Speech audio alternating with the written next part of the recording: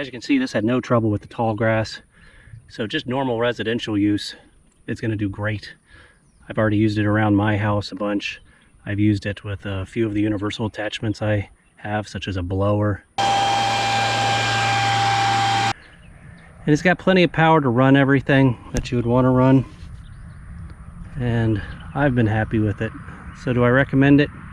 Yes, especially if you've already got some of the other Ryobi 40 volt. And the battery aspect of it just makes it so much nicer, so quiet, so much more pleasant to use just to throw the battery in and go out. How long does the battery last on this? 40 minutes. Continuous runtime, 40 minutes. So definitely recommend this. It's a fair comparison. This is what I had been using. The Echo, what is it, a PAS 2620.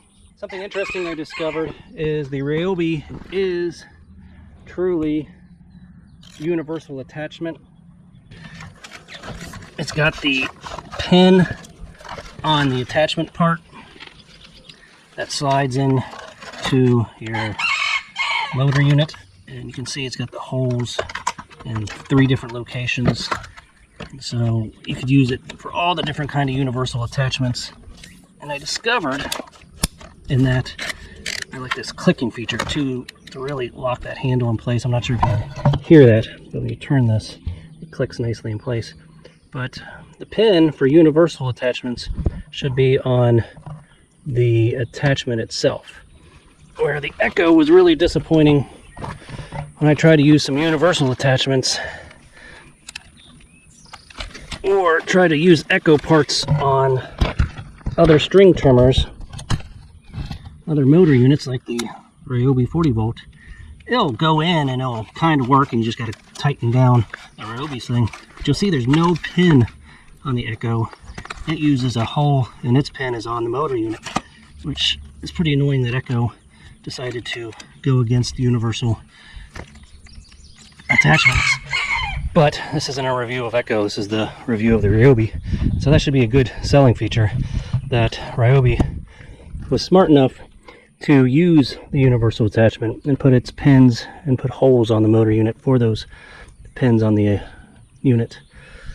And so another thing I thought was interesting was the string trimmer head that comes with it. The Ryobi is much nicer, much more sturdy. I like the larger guard to it.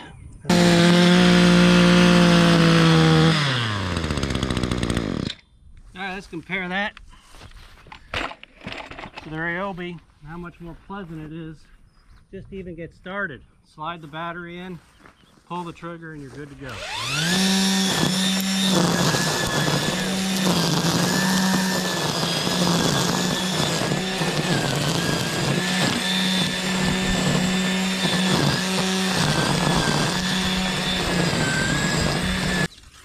So which one do I prefer using? I prefer using the 40 volt Ryobi.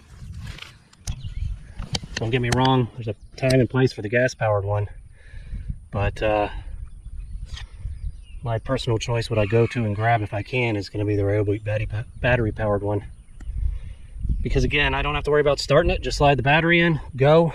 It has almost as much power as the gas, but it's so slight that you're not going to notice it unless you're in extremely thick grass like I was just demonstrating behind me.